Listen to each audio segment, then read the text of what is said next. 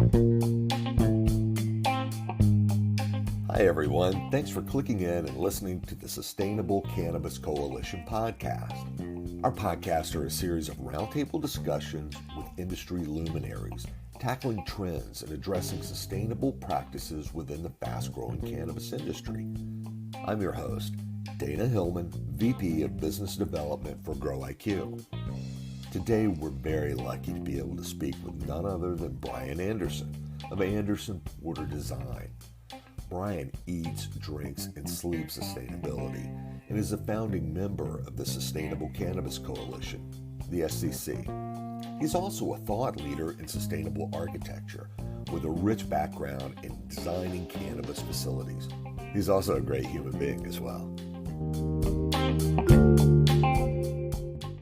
Brian, thanks so much for joining us today, man. It's really a pleasure to have you here. I've known you for a while, and you're, especially up in the Northeast, I know you're a household name when it comes to cannabis and architecture. So thanks again. Great to be here. Appreciate it. Gotcha. Well, I know you. I don't know that the listeners at large know you. So as we always do, if you don't mind, maybe just give a little bit of background on yourself so the listeners can have some context. That would be great. Yeah. So I'm an architect. Been an architect since 1992, so been at it a while.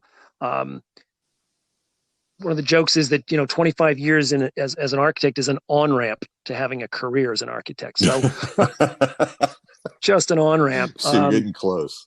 So I'm getting close, and many of those years I spent as a general practitioner, and it was those things that I did as a general practitioner that really prepped me for work in cannabis. We had done, we're in Eastern Massachusetts. One of the big, businesses out here is tech and bio. And so we've done medical device manufacturing facilities. Well, it turns out our customers routinely wear Tyvek suits and sit on a bench and swing their feet from the dirty side to the clean side, putting on booties, right? These are normal courses of activities for many of my customers. So that's an environment in which we're very, very comfortable. They walk into a pressurized room, ISO 8, ISO 7, called a clean room. Again, mechanical, pressurized mechanically to eliminate dust and any kind of contaminants getting into a medical device. So highly controlled environments, meeting GMP, good manufacturing practices. Those industries are all controlled by the FDA. So they say luck is the intersection of preparedness and opportunity.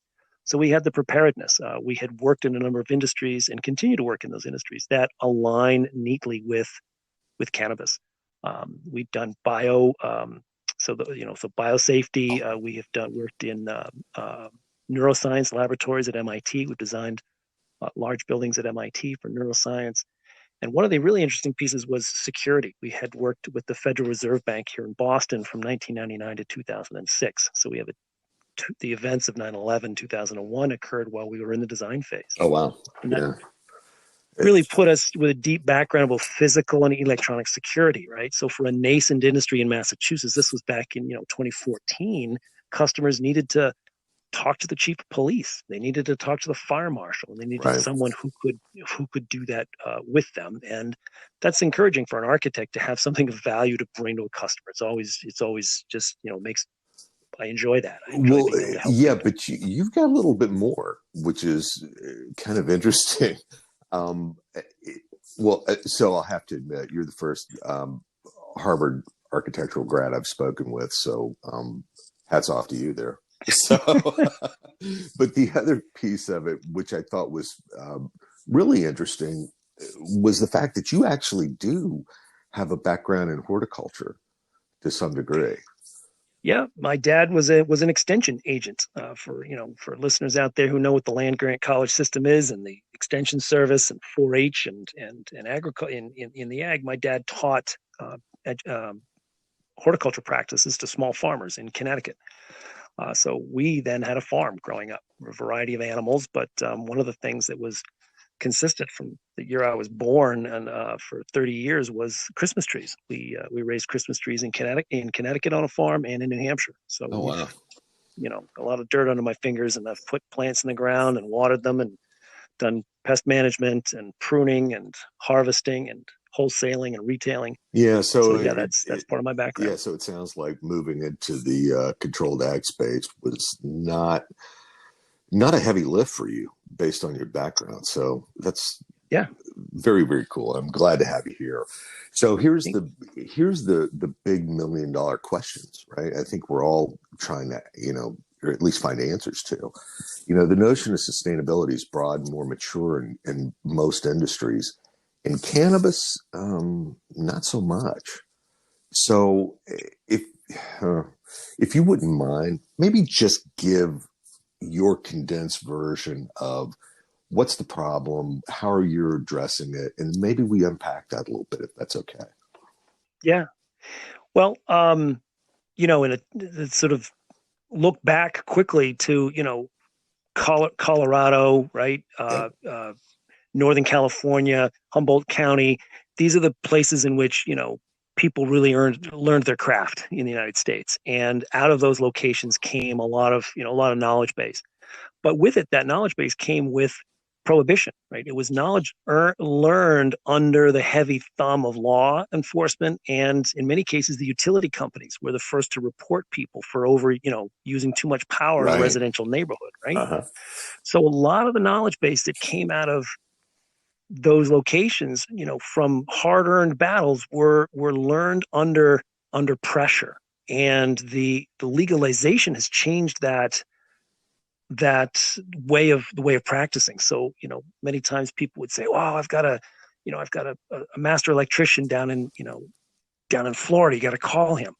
Well, that was true back when there weren't engineers practicing in this field, right? But today we have engineers practicing. So and then you had to be able to pick up quick and move if the police crashed you, right? So that trusty Goodman 5-ton, outside and a Quest DHU as a split system, you could buy that without a construction supervisor's license, right? You could buy that at Home Depot or Lowe's, right? So the equipment to run a grow, sort of a 32 light grow, turns out that's it's about the size of a 2 or 3 car garage, right? Mm-hmm. So that was the module that people were familiar with.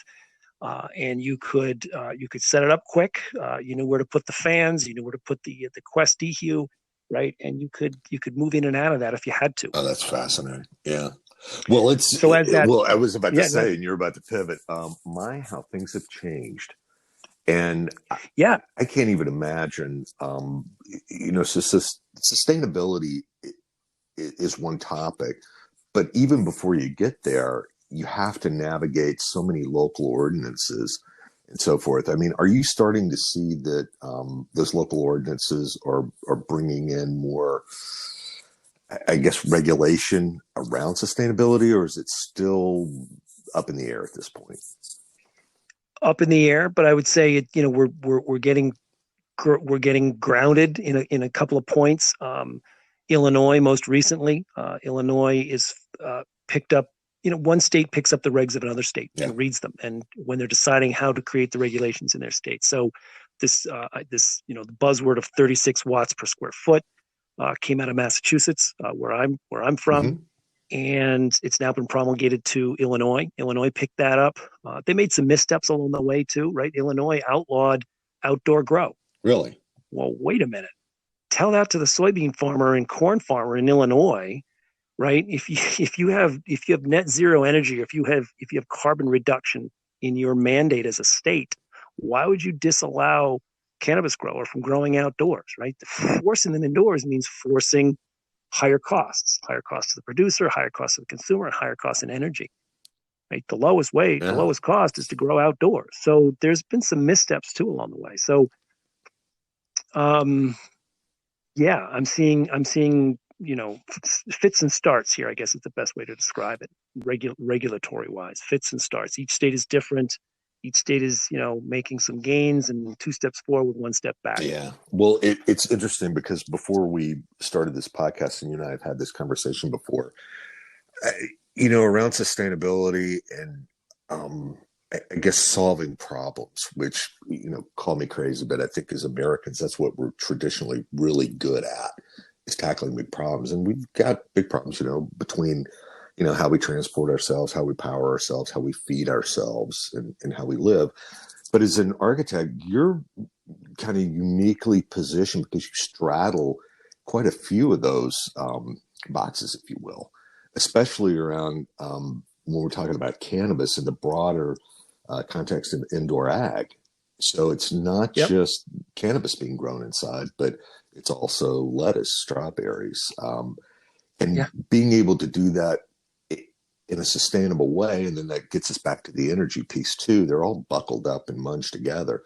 So as an architect in this space, it sounds like, oh, God, man, you've got so many considerations to take in place. And not just to hear myself talk here, but, we had a podcast with Valiant, one of the larger builders, and, Yes. their issues are, look, they, licensees just want to get something off the ground quick. Right. Doing it right in many cases is an afterthought. So I know I just threw Right. a lot at you, but if you don't mind unpacking that a little bit for me and give me your thoughts, that would be awesome. Yeah. So we I kind of painted this picture that we came from a general practice down into a much more narrowly focused practice. And there's two parts that we do. We do housing, we do energy efficient housing at Anderson Porter Design, and we do cannabis Yeah. work. And there's a parallel between these two. And you brought it up here in your question, which was there are many strains throughout, how we feed ourselves, how we house ourselves, how we transport, and how we grow food. Energy efficiency is what weaves its way through our practice. And there are standards that we've learned in housing for net zero. There's a German standard called Passive House, and these are ways to reduce the overall energy expenditure to keep human comfort at a level where we expect it to be without burning excessive amounts of energy. And envelope, the word envelope is Yeah, applied to I've buildings, heard right? that a Facilities lot. are buildings Yeah. with, right? It's building envelope. So that building envelope has to be tight and secure. Often you can imagine in a garage grow, that's an afterthought, Yeah. right? You didn't quite, go with a can of, Hilti foam, which is Hilti's a brand, but a foam kind of thing that fills in cracks right around your warehouse, or spray foam the interior. Oh, spray foam is a fire hazard, right? It's not a class A rating, so you can't actually have that exposed. So you start to get these layers of cost that come um, with layers of sustainability, and those are easy to deal with easier to deal with when they're on paper than when you're scrambling on the job site to figure this stuff out and you don't have a good set of plans and specifications that put it all into order. So there's some sort of, for us, there's a continuity of working from the housing work into the cannabis work from a sustainability perspective. How do you make an envelope tight so that it costs less energy to heat and cool that interior environment? And then we create a second layer, which is a room within a room, right? So that Yeah. there's almost this refrigerated box or this insulated box. And no longer can you stand in a cannabis room and look up and see the trusses of the building above you, right? That's a big no-no, right? But the cost of putting a ceiling over every one of these cannabis grows can be daunting.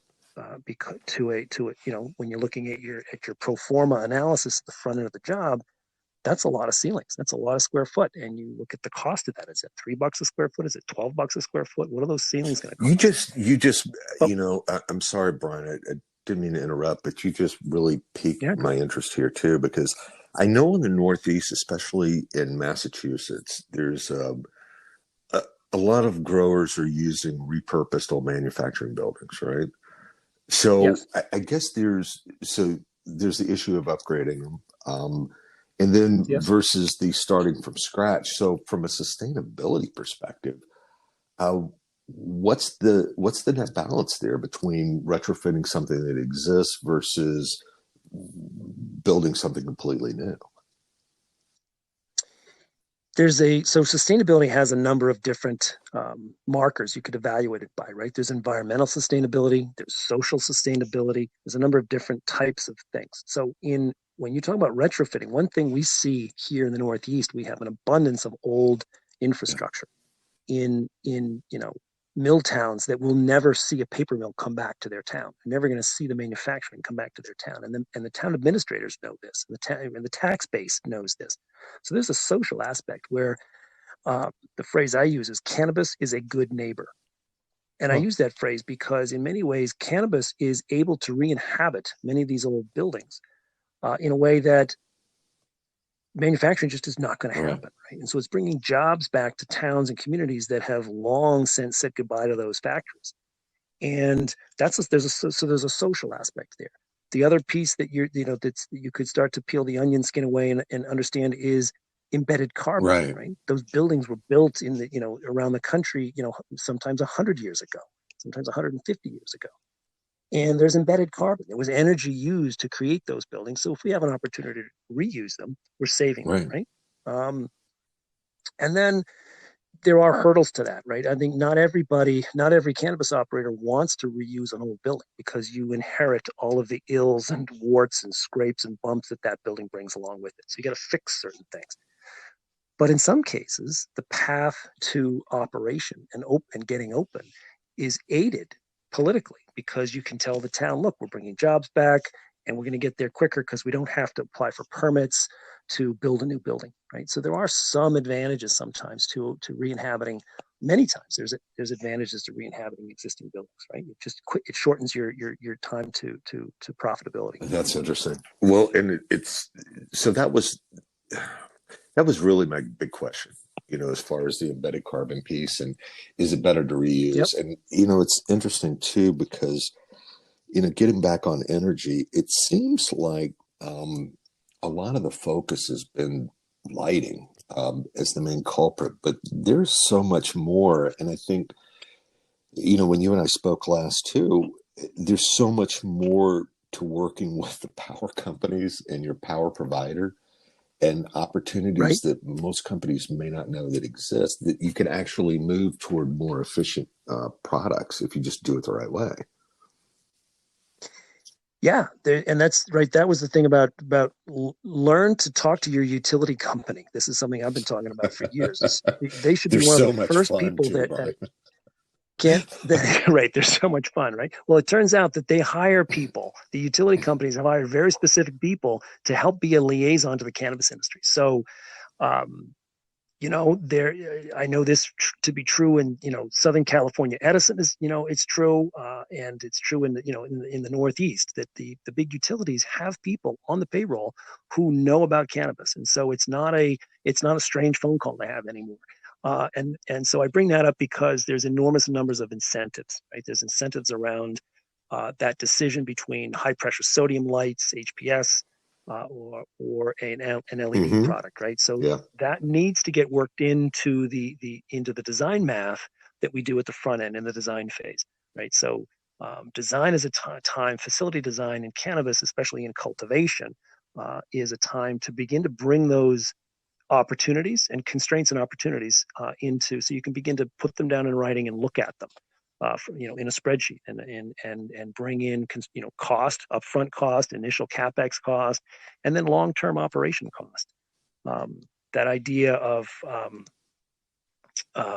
1, 10, 100, right? Or a penny, a dime, and a dollar. Design is the penny, right? Design is the penny. Facility construction is the dime. But forward operating and year after year operating costs are the dollar, right? So if you can spend a few pennies on design, you're going to leverage that into benefits that over the long term and savings. So that savings comes, there's a bit of it in that decision whether to build new or to reuse. It's going to come from can we run this facility on electric? Do we have a sustainable grid, right? Is the place we're buying electricity from a coal-fired, energy plant, or is it offshore wind? Right? Where's that energy coming from? Ideally, we could, if we could get sustainable electricity, that would be the ideal. But in many locations, that's not possible. The electricity is being generated from coal. So natural gas plays a role. So do we, let's choose natural gas, and maybe we could get a 80 or 85% efficient on-site generator to convert natural gas to electricity. We've done that. And so there's efficiencies that can be gained at the design table on paper before you commit money to building materials. Yeah. And the other piece of this too, Brian, and every time I speak with you, I get a little bit more and more. So by the way, thanks again. But as an architect, you're pretty unique because you're more.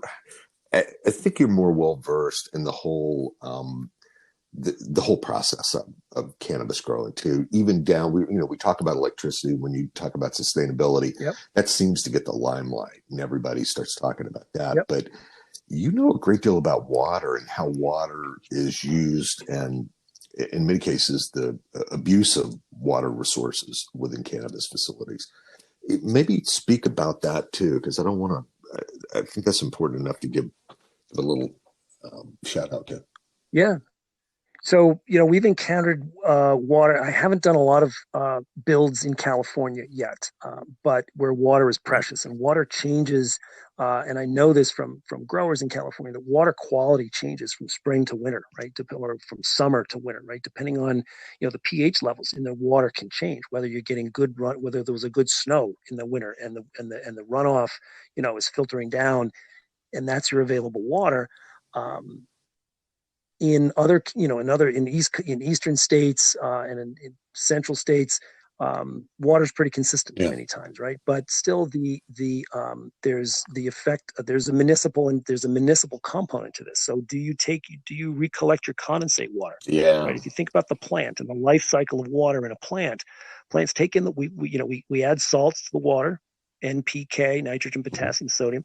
It uptakes into the plant, and then the plant aspirates that, right? It converts CO2 and oxygen into into biomass, and it releases at night. This is the whole problem of dehumidification, right? It releases all of Yeah. this moisture in the night cycle. As soon as those lights turn off, boom, they start to aspirate. So through dehumidification, we're pulling that water out of the air, right? The question then becomes, what do you do with that water? Do you dump it down the storm drain, Yeah. or do you collect it? So we've been forced in some municipalities to do zero waste. Now I say forced, it's not we apply laws and regulations depending on Right. where we are.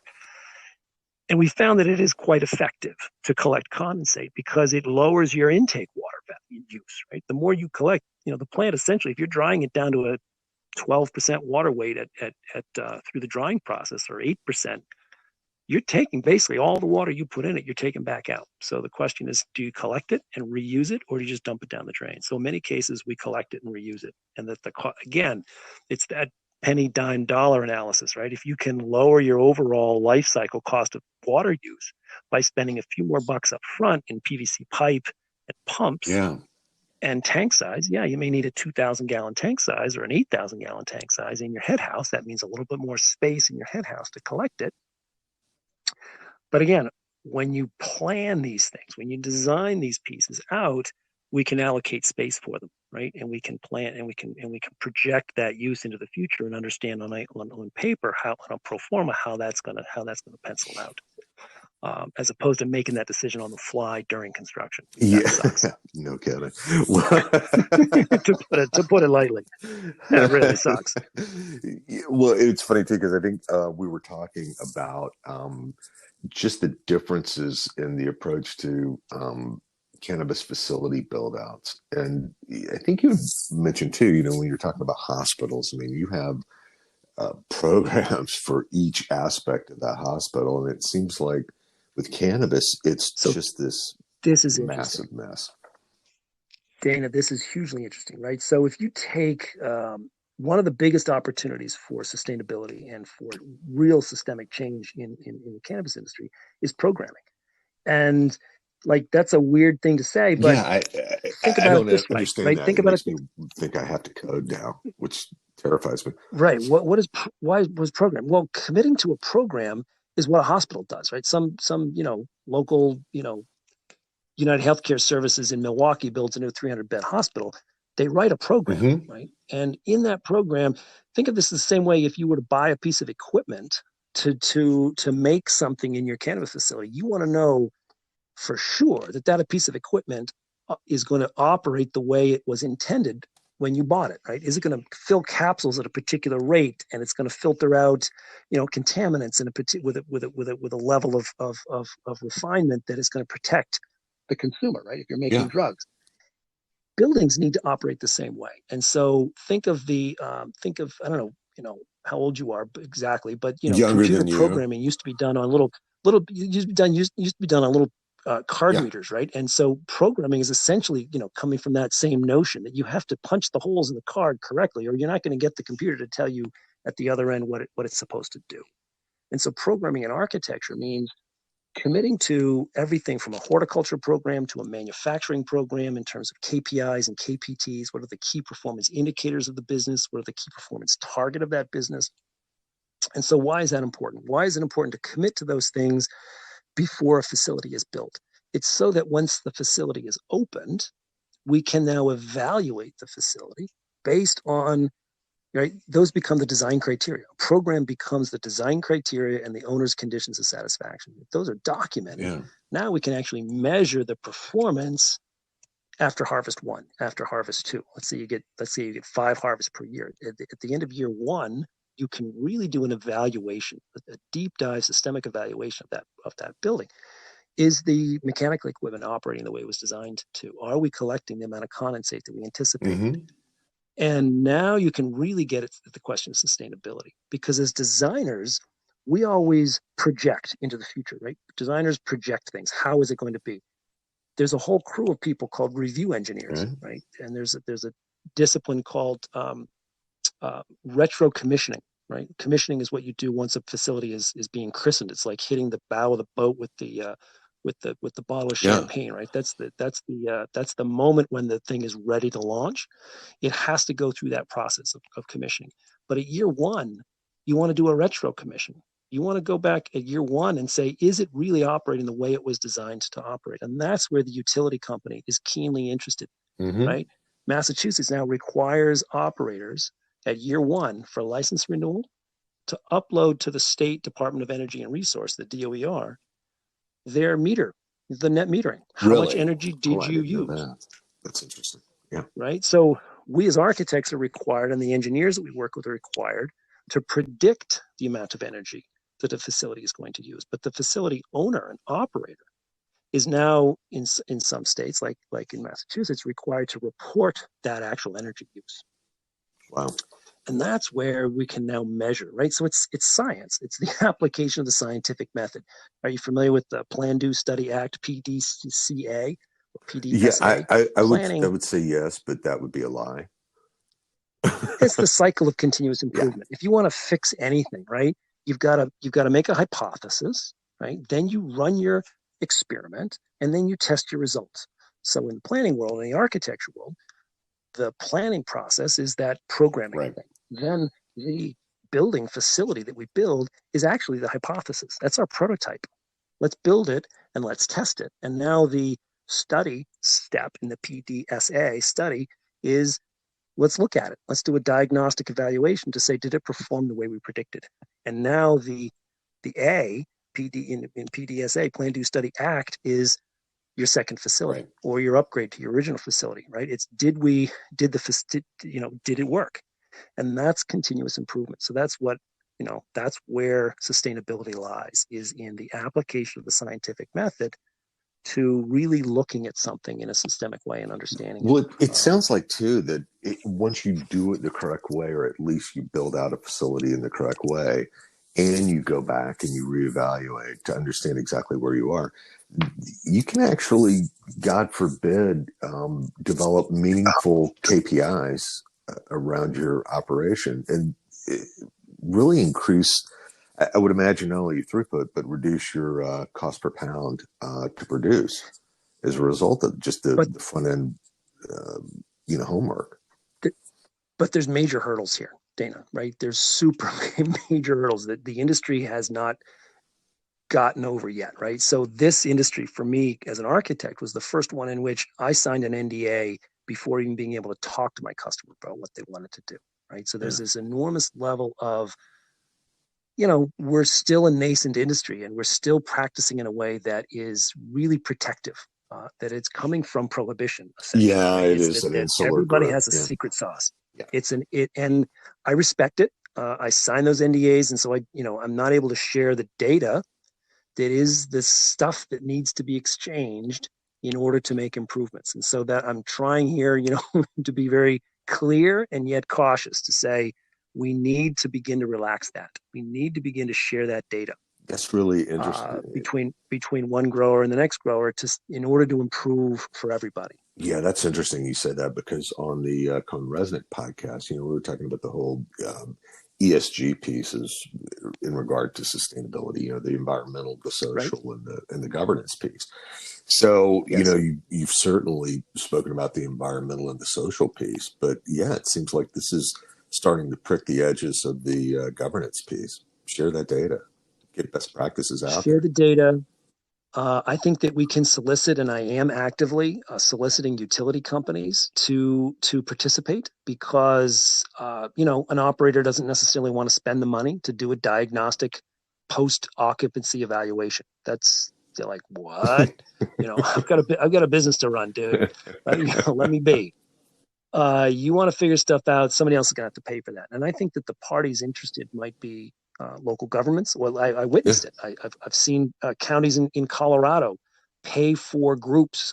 Great group out of Portland, Maine, ESG, ERS, have done studies Hmm. of operational efficiency of entire counties. All of the cannabis growers in entire counties in Colorado have been studied, right? Because the county wants to know how much energy is being spent. Yeah. So the folks doing this work are usually a utility company or a municipality.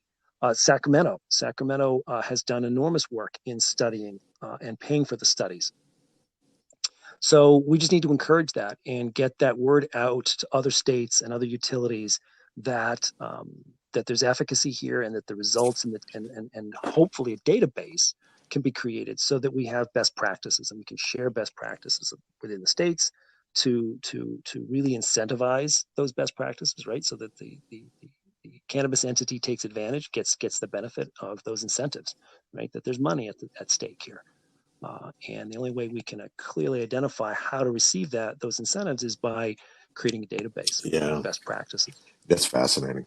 So, Brian, I could talk to you all day, not only because I know behind that telephone you have an amazing beard, but also just because you've been in this space for so long and you've forgotten more than most people will ever know about this. So, thanks so much for taking the time. I really appreciate it, man. Dana, awesome. This was great. This is a passion of ours, passion of mine, and sustainability. So happy to talk. Yeah, have me back again anytime. Absolutely. Cheers, Brian.